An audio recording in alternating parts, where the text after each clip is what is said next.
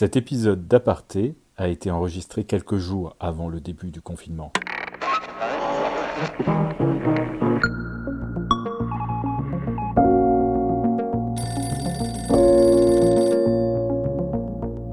On a une audience d'1 million de lecteurs papier tous les jours, et sur ces 1 million, on a 200 000 lecteurs qui ont moins de 34 ans. Donc ça veut dire qu'il y a quand même aujourd'hui un quart ou 20% de nos lecteurs qui sont jeunes sur le papier.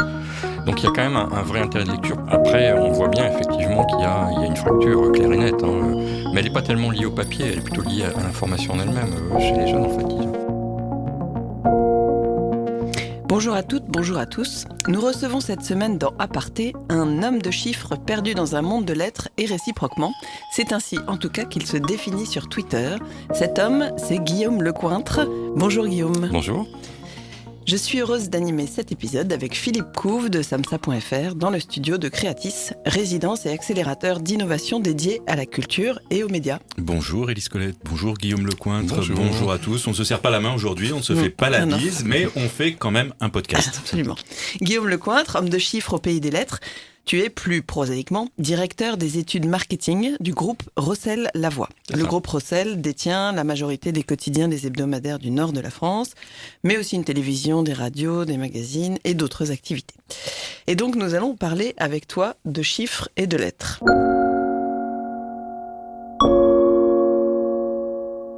C'est l'une des confidences qu'Emmanuel Macron répète en ce moment à son entourage. L'un des meilleurs moyens de suivre le pays, c'est de lire la presse quotidienne régionale. L'équipe du président y scrute donc les sujets de mécontentement des Français, les signaux faibles qui doivent permettre d'anticiper les crises. Un intérêt qui n'a pas toujours été évident. Certains se souviennent qu'aucun journaliste d'un titre régional n'a pu, par exemple, poser de questions lors de la conférence de presse de fin de grand débat. Aujourd'hui, changement de stratégie. L'Élysée explique que ces titres de presse sont, je cite, un relais important dans les territoires. Emmanuel Macron et la presse quotidienne régionale, c'était en octobre 2019 sur Europe 1. Est-ce qu'il a raison, le président Guillaume Lecointre ? Est-ce que la PQR, la presse quotidienne régionale, est encore influente ?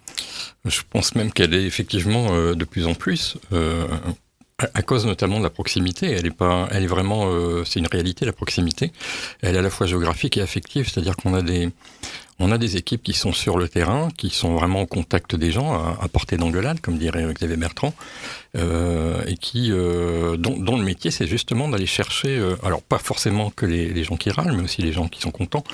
Mais c'est vrai que y a rien de mieux que d'être directement en contact des populations, des territoires, d'être ancré dans les communes, grandes et petites, zones urbaines, zones rurales. Mais quand on sait que Facebook favorise les échanges entre proches, entre gens qui partagent des centres d'intérêt, qui partagent une localisation commune, est-ce que la PQR peut encore affronter cet algorithme massif qui favorise les interactions de proximité ? Oui, parce que c'est toute la différence entre un réseau social et une rédaction, des journalistes.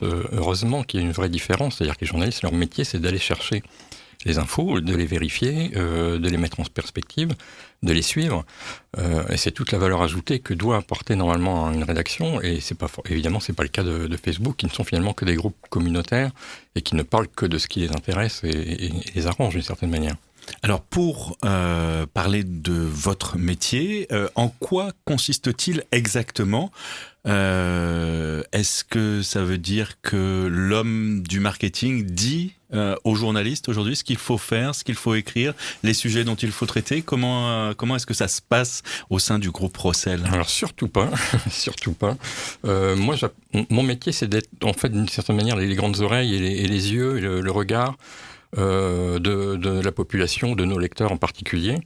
Donc moi, j'ai plein d'outils à ma disposition qui me permettent d'interroger très régulièrement nos lecteurs ou les habitants de la région, des différents territoires, et de faire remonter ces informations à la rédaction en chef. Je dirais que mon rôle s'arrête d'une certaine manière à ce niveau-là, c'est-à-dire que moi j'analyse les données et je les restitue. Je donne d'une certaine manière les données à la rédaction en chef, après à elle de savoir ce qu'elle doit en faire. Est-ce que ça a changé, ça, au fil des années ? On parlait d'une barrière assez étanche entre les services marketing, publicité et les services rédactionnels.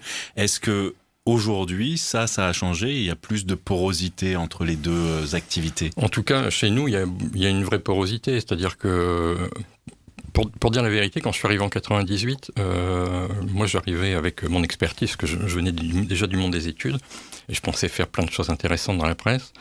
Et 2 jours après, il y avait déjà un tract syndical qui disait « Le diable est entré dans la maison ». Ça, c'était il y a plus de 20 ans.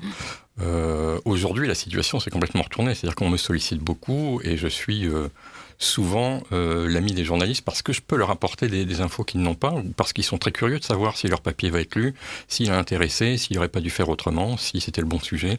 Heureusement, il y a une vraie curiosité qui n'était pas forcément le cas avant où on écrivait plus pour ses interlocuteurs que pour ses lecteurs, en fait. Et depuis quand tu as noté justement cette différence ?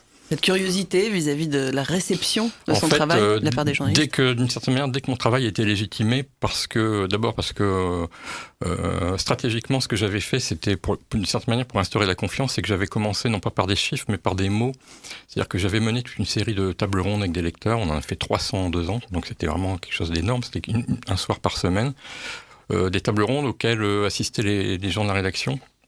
Et ça leur a permis vraiment de se rendre compte que leurs interlocuteurs n'étaient pas forcément les vrais lecteurs. Les vrais lecteurs, c'est pas un président d'association, c'est pas forcément un élu, c'est pas forcément un râleur, c'est des gens qui connaissent très bien le journal. Et donc ils se sont rendus compte que c'était très intéressant de les écouter. Ils avaient beaucoup de choses à dire. Et que après, dans mon travail à moi, les analyses que j'en faisais étaient collées parfaitement à ce qu'ils avaient entendu. C'est-à-dire qu'il n'y avait pas de piège, je déformais pas les propos pour en tirer un avantage particulier. Donc dès lors que ma démarche a été perçue comme légitime, crédible, la confiance est mise en place et puis après ça roulait tout seul en fait. Petit point fact-checking data pour l'homme de chiffres, 300 à raison d'une réunion par semaine pendant 2 ans, c'est pas possible. Une réunion par semaine pendant 2 ans, il y a 52 semaines, fois 2 ans, ça fait 100. Plus celle qu'on faisait sur d'autres sujets, effectivement. Mais tous les soirs, chaque semaine, le soir, on faisait vraiment un bilan global du journal en général et de l'édition locale et du territoire en particulier, quoi. Donc aujourd'hui, les rédactions ne sont plus rétives au marketing ?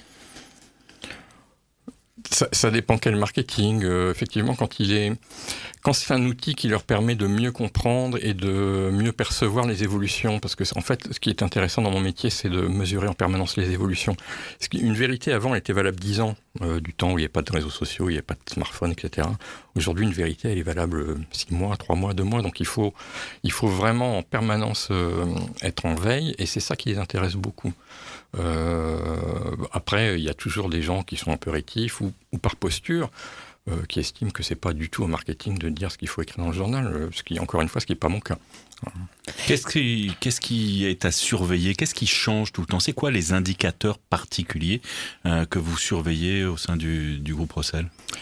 On surveille beaucoup tout ce qui touche au numérique, c'est-à-dire en fait les comportements de lecture de la population. Il y a encore 8 ans, 80% de nos lecteurs étaient exclusifs papier. Aujourd'hui, ils sont plus que 30%. Par exemple, ça, c'est des chiffres qui sont extrêmement parlants. C'est-à-dire que aujourd'hui, le numérique est entré de plein pied dans les comportements. Donc tout ça doit influencer beaucoup la manière de traiter l'information, de la mettre en ligne sur le papier, quand, comment, etc.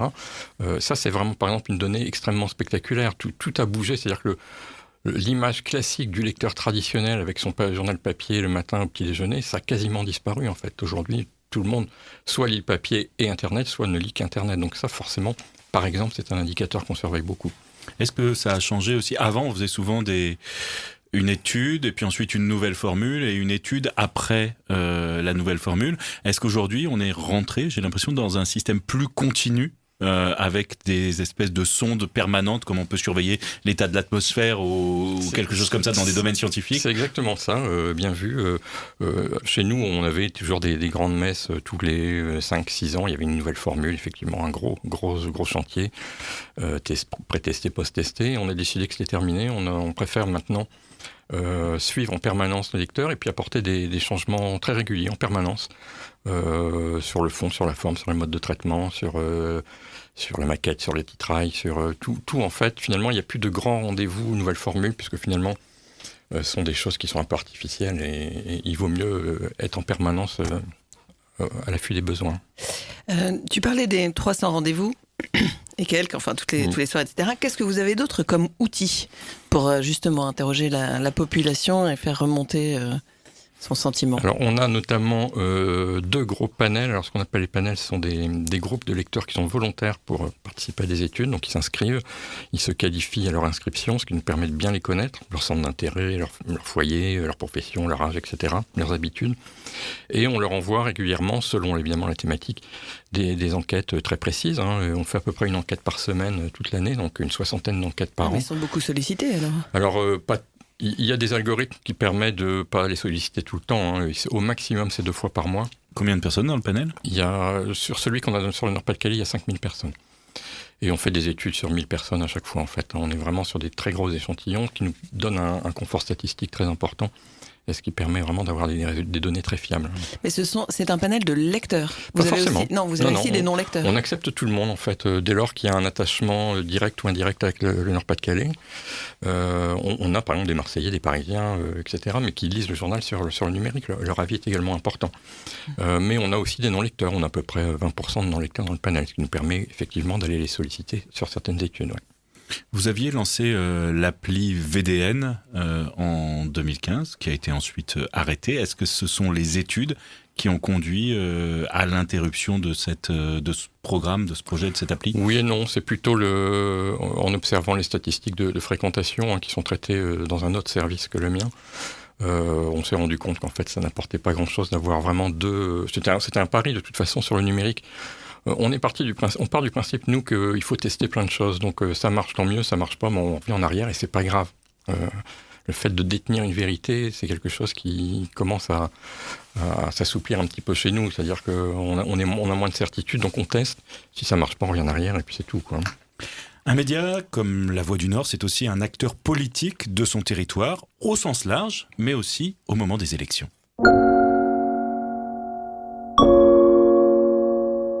La Voix du Nord s'engage en une. Pourquoi une victoire du FN nous inquiète ?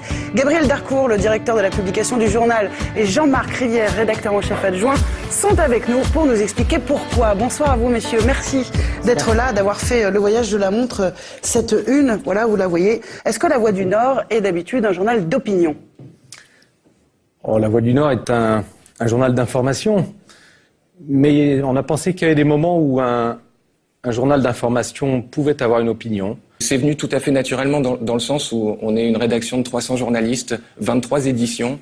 On connaît très très bien la région, on connaît très très bien le personnel politique du Nord-Pas-de-Calais. Et ça nous est paru finalement évident, étant un journal d'information, de pousser l'information jusqu'à chercher à ouvrir au maximum les yeux de nos lecteurs qui sont électeurs. C'était Gabriel Darcourt, le patron de La Voix du Nord, et Jean-Marc Rivière, l'un des rédacteurs en chef adjoint, 2015, sur le plateau du Grand Journal de Canal+, qui s'expliquait sur cette une anti-Front National. Puis il y avait eu plusieurs prises de position de La Voix du Nord à l'époque.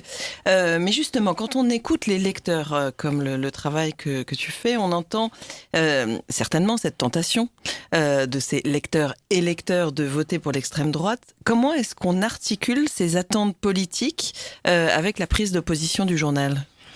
Alors ça, c'est un vrai bon sujet intéressant, justement, qui montre un petit peu quelle est la limite.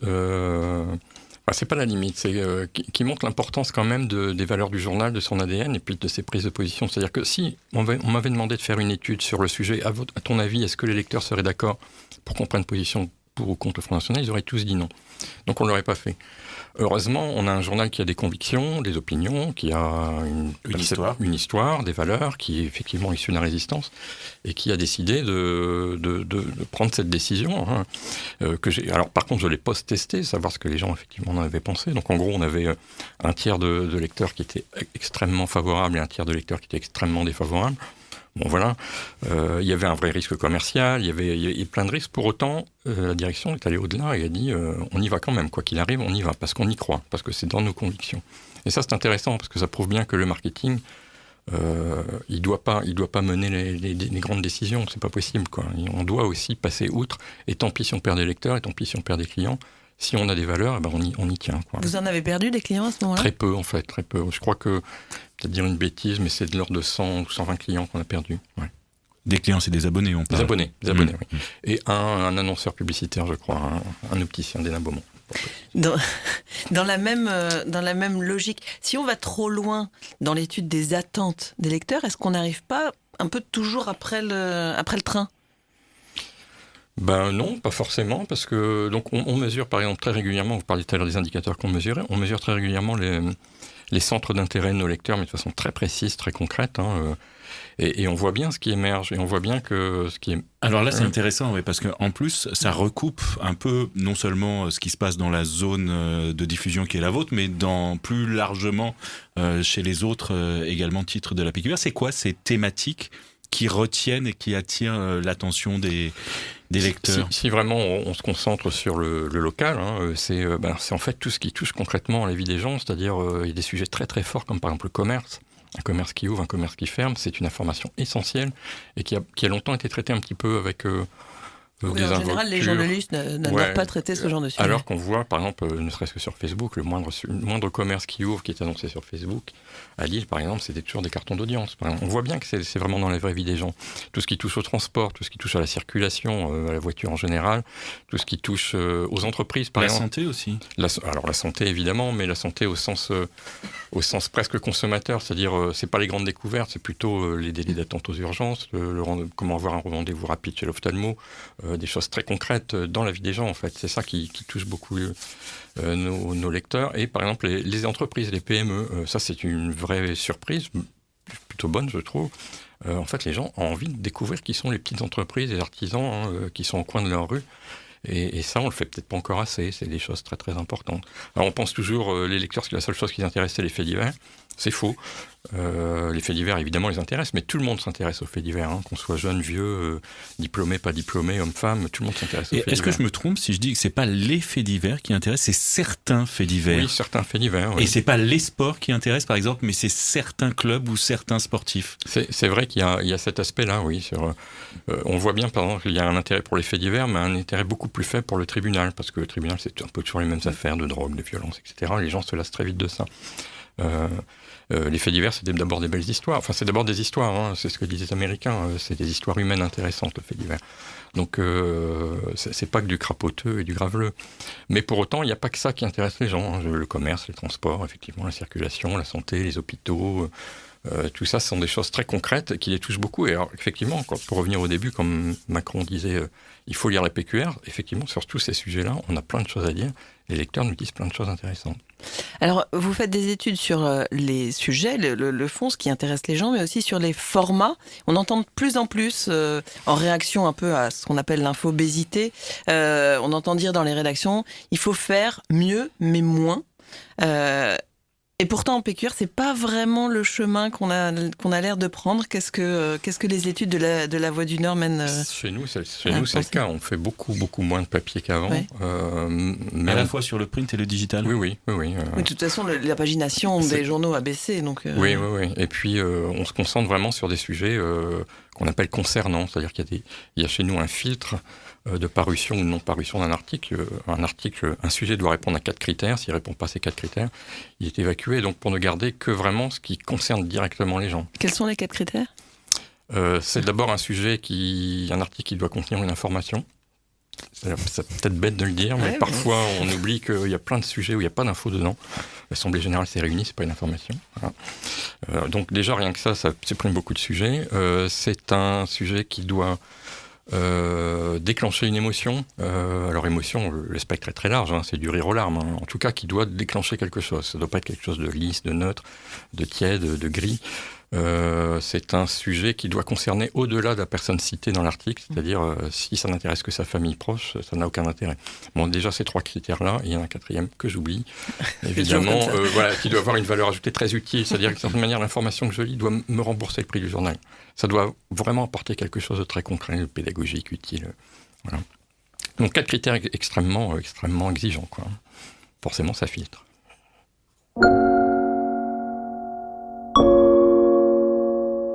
Direction Londres, on va retrouver Fanny Stenler. Bonjour Fanny, les rotatives du quotidien The Independent se sont définitivement arrêtées. Bonjour Laurent, bien effectivement, oui, la dernière une de la version papier de The Independent était très sobre. Stop presse marqué en rouge sur une page blanche. Vous le découvrez, vendredi soir, les salariés du journal ont rendu un dernier hommage à leur version papier en tambourinant sur les bureaux, comme c'est la tradition ici. quand un collègue s'en va. Donc The Independent, c'est un journal de centre-gauche, connu pour ses unes engagées, c'est la qualité de ses photos. Et il est vrai que récemment, eh bien, les ventes avaient énormément chuté, passant de 400 000 à 40 000 exemplaires. Le nouveau patron, qui est un Anglais d'origine russe, eh bien, mise énormément sur la version électronique du journal, qui devrait doper les recettes de 50%. Une centaine de journalistes devraient malgré tout être licenciés. Alors c'est vrai que cette histoire fait écho à la crise de la presse écrite anglaise ici, puisque récemment le célèbre The Guardian, le journal, a supprimé près de 250 postes. On a reconnu le journal de France 2 avec Laurent Delahousse, c'était il y a 4 ans tout juste, en mars 2016. On a maintes fois annoncé la mort des journaux imprimés et plusieurs ont disparu. Vont-ils tous disparaître selon vous ?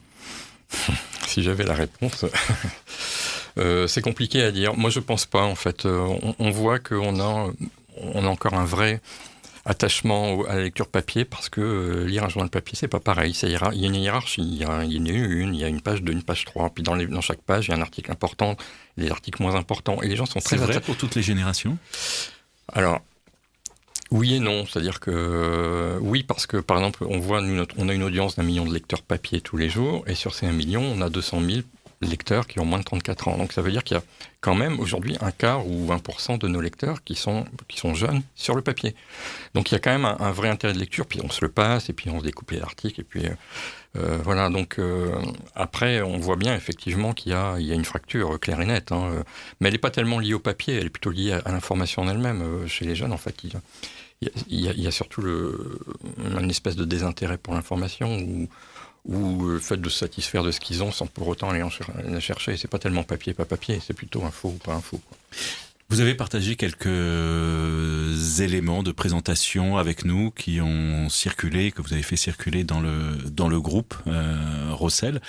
Il y a notamment une courbe sur la diffusion des journaux, moi que j'ai utilisé pas mal lors de présentation, qui montre une dégradation de cette diffusion depuis 1968, globalement. L'Internet n'était pas là en 1968. Oui.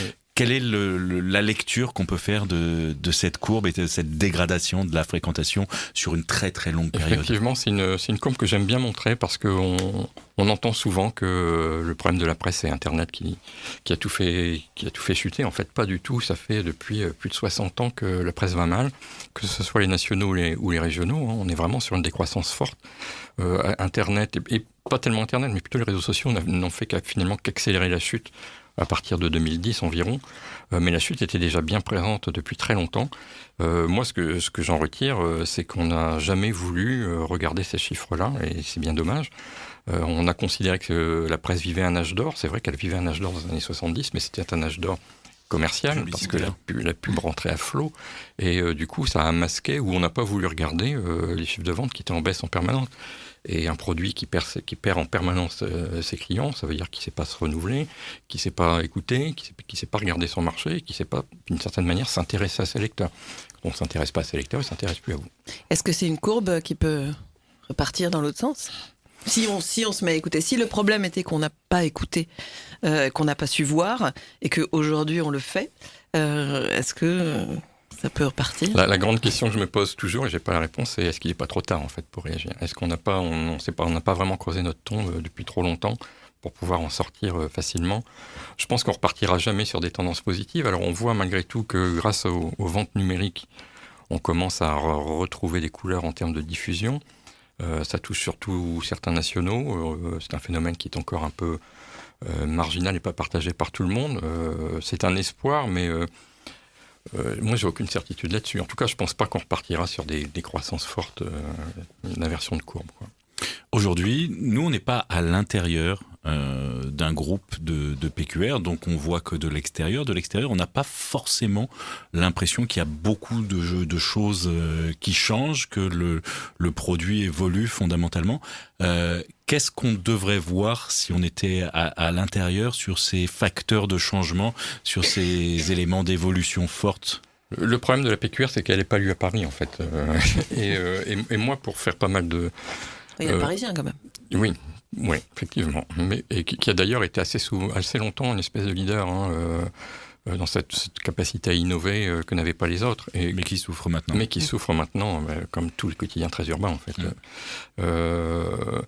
Ce qu'il faut voir, moi, pour faire souvent des colloques sur la presse, on se rend compte que c'est aujourd'hui la PQR qui fait bouger vraiment les lignes, certains titres dont on fait partie, mais aussi Miss Matin, mais aussi Ouest France, mais aussi le Télégramme, prennent vraiment des initiatives fortes. Est-ce qu'on peut en citer, oui. Par exemple, ce que je parlais plutôt de mon journal, c'est ce qui est plus logique. Par exemple, on ne met plus quasiment le nom de la commune. En fait, on rentre par le sujet, plus par le nom de la commune. Ça, c'est une vraie révolution dans l'ADN de la PQR. Sur le digital aussi ? Sur le digital aussi, oui. On a des listes de lecture qui mettent en avant de certaine manière des thématiques plutôt que des localisations. On part du principe qu'il vaut mieux un bon sujet sur la commune d'à côté qu'un mauvais sujet sur sa propre commune. On le voit dans les taux de lecture, d'ailleurs, c'est très très net. Donc il y a vraiment des initiatives fortes qui sont prises. Il faut les lire, il faut les voir, et je pense qu'on est en train un peu de secouer le cocotier avec quelques confrères, oui. Comment réagissent les rédactions à ces nouveautés, au fait de ne plus avoir à couvrir telle commune, tel événement, qu'on a toujours couvert ? Et question complémentaire, aujourd'hui les effectifs n'augmentent pas, plutôt ont tendance à se réduire. Qu'est-ce qu'on arrête de faire ? On arrête de faire ce que je vous ai dit tout à l'heure, tous les sujets où il n'y a pas vraiment d'information, où il n'y a pas de valeur ajoutée, où il n'y a pas d'intérêt particulier de lecture, où ça ne concerne pas vraiment les gens. On remet un peu de hiérarchie, de priorité. Quand on fait une page sur un concert, par exemple, et qu'on s'aperçoit que c'est pas lu, qu'il y a 800 clics sur Internet, on se dit, c'est certainement une page perdue où il fallait faire autrement. Voilà, il y a plein de choses qu'on ne fait plus de la même manière, et l'idée, c'est de remettre justement des journalistes sur le terrain. Chez nous, l'organisation fait que on a vraiment dissocié l'editing du reporter, de certaine manière. On a des journalistes reporters et des journalistes éditeurs, et les reporters passent leur journée sur le terrain pour aller chercher de l'info. Et ça change tout, en fait. Et c'est bien accepté, pour reprendre la question d'Élise ? Oui, parce que c'est du journalisme, en fait. On leur demande de faire du journalisme. Finalement, c'est pour ça qu'ils sont là. Vous avez choisi, comme beaucoup d'autres journaux, le modèle freemium, c'est-à-dire avec une partie d'accès gratuit et une partie payante. Est-ce que c'est efficace chez vous ? Pour l'instant, c'est le système le plus efficace. Là aussi, on a testé plein de choses différentes. C'est le moins pire, oui. Ceci dit, on s'en sort plutôt bien. On tourne à environ 1000-1200 abonnements par mois en ce moment. Depuis un an, donc on en a recruté 20 000 l'année dernière, 20 000 vrais abonnés numériques, c'est des gens qui ne payent que pour du numérique. Donc on sent que ça bouge, on sent que se met peu à peu en place, les barrières tombent un peu, on arrive à se rendre un peu plus indispensable qu'avant. Et vous arrivez à les garder ? Parce que c'est toujours, on dit l'abonnement, bon ok, on peut en conquérir des abonnés, mais est-ce qu'on les conserve ? Pas tous, mais justement là c'est le rôle des ventes et du marketing, de fidéliser, de les appeler régulièrement. Au bout de 3 mois, on sait que c'est au bout de 3 mois que il risque d'y avoir une fracture, donc on s'occupe d'eux pour essayer d'en garder un maximum, oui. On avait ici même dans ce studio il y a quelques semaines Philippe Antoine qui est le patron des BFM locales, BFM qui vient d'ouvrir à Lille et Grand Littoral, qui est la zone de la Voie du Nord. Ça vous inquiète l'arrivée de cette chaîne locale d'information continue ? Oui, ils sont sur notre territoire. Pour l'instant, pas trop. Alors on regarde évidemment avec beaucoup d'attention. On aime bien finalement la concurrence. La concurrence, ça nous oblige à nous remuer un petit peu. On a fait, par exemple, depuis qu'ils sont là, on avait anticipé évidemment, mais on a énormément de vidéos sur notre site pour les municipales. On a fait plein de vidéos assez rigolotes d'ailleurs, des petites vidéos courtes qui présentent ville par ville les principaux enjeux. Donc ça nous a poussé à faire plus de vidéos, à être plus dynamique à ce niveau-là. Après, pour l'instant, ça reste une concurrence qui reste assez faible. Merci Guillaume Lecointre d'avoir participé à ce nouveau numéro d'Aparté, le podcast proposé par Jinkyo, la communauté des talents de l'information, et samsa.fr, la solution formation des médias et des journalistes engagés dans le numérique. Un podcast que nous avons enregistré dans le studio Creatis, résidence et accélérateur d'innovation dédié à la culture et aux médias. On se retrouve la semaine prochaine pour parler à nouveau d'innovation média. Salut à toi Élise Colette. Salut Philippe.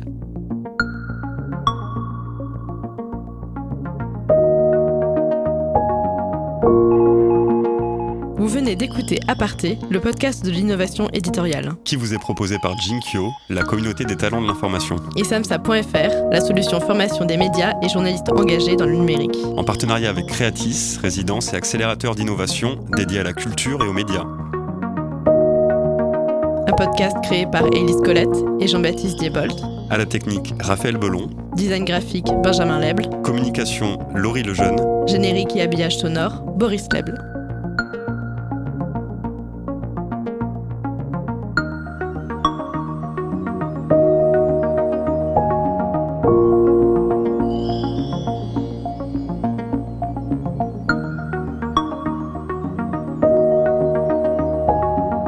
Vous pouvez retrouver Aparté sur Instagram, en 2 mots, comme en latin, A, plus loin, Parté.